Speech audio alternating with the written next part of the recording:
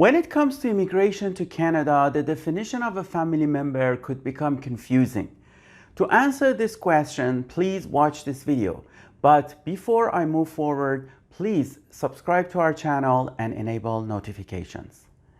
The definition of a family member in immigration to Canada depends whether you are talking about family members when you are immigrating to Canada or you are talking about family members when you are sponsoring them to Canada. In the first part of the video, I focus on family members when you are immigrating to Canada. In other words, imagine that you have applied under express entry or startup visa or self-employed immigration or provincial nominee programs, and you have some family members who are accompanying you to Canada. In those situations, the family members are limited to your spouse, common law partner, your dependent children, or the dependent children of your spouse. Let me elaborate. Spouse is somebody who you get married to. When you marry somebody, then the marriage needs to be in a jurisdiction that recognizes that. The best way to find out whether your marriage is valid or not, you need to look at the certificate of marriage. When you have a marriage certificate that clearly recognizes you based on the local laws that you are spouses, then you are considered spouses. However, at the time of marriage, both of the people need to be present at the marriage ceremony. You need to keep in mind that Canada recognizes same-sex marriage.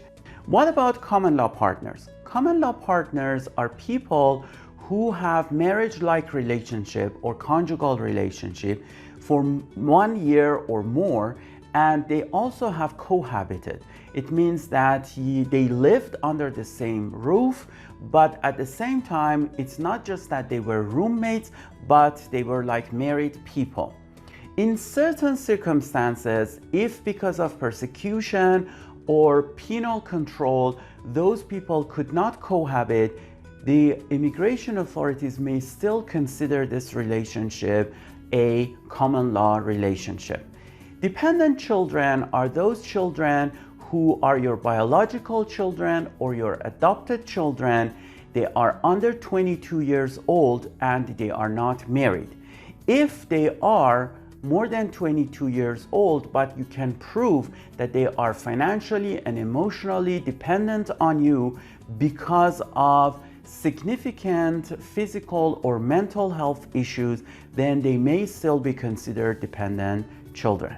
So this is about family members when you are immigrating to Canada. Again, it is limited to your spouse, common law partner, or your dependent children, or the dependent children of your spouse or common law partner.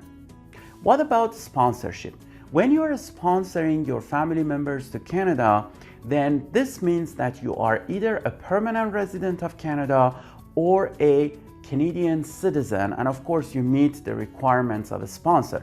When you're sponsoring those family members, then you may consider the following list as your family members: your spouse, your common law partner, your conjugal partner, your parents, your grandparents, your dependent children, your adopted children, your orphaned brothers or sisters, nephews or nieces, or grandchildren if they are under 18 years old. In certain circumstances, any family member if you don't have any of the people that I explained above.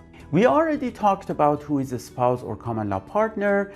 Conjugal partner is somebody who you have a conjugal relationship with them or a spousal relationship with them. However, you are not legally married to each other and you couldn't cohabit for 1 year because of convincing reasons. In those situations, you may still sponsor your conjugal partner, but the relationship needs to be more than 1 year. In terms of parents, they need to be your biological parents or the parents who adopted you. The same situation happens with grandparents. What about children? The definition of children for sponsorship is the same as immigration to Canada. And of course, you could also adopt children legally, but the reason for adoption shouldn't be primarily for the purpose of immigration to Canada. When it comes to orphaned people, that orphaned person is somebody who has lost both of their parents, and they are either your brothers or sisters, they are your nephews or nieces, or they are your grandchildren. However, they need to be under 18 years of age. Despite all the definitions that I gave about family members for the purpose of sponsorship, you need to keep in mind that sometimes those family members are excluded. For example, if at the time of sponsorship, the age of the spouse, common law partner, or conjugal partner is under 18 years, then you may not sponsor them.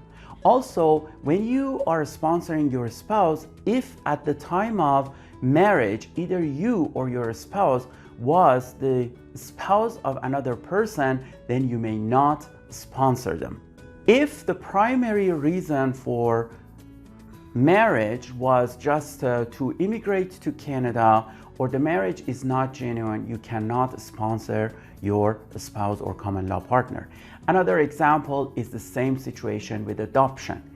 And also for spouses, if you were not present in the same location when the marriage occurred, then unfortunately you cannot sponsor your spouse. In other words, marriage by proxy is not acceptable for the purpose of immigration to Canada. Thank you very much for watching this video. My name is Parsai. I'm a regulated Canadian immigration consultant. I teach immigration consulting at Ashton College. I'm the author of 88 tips on immigration to Canada. You can find out about your purchasing options by visiting 88tips.ca. Please like this video, share it with your friends, subscribe to our channel, and enable notifications. See you soon.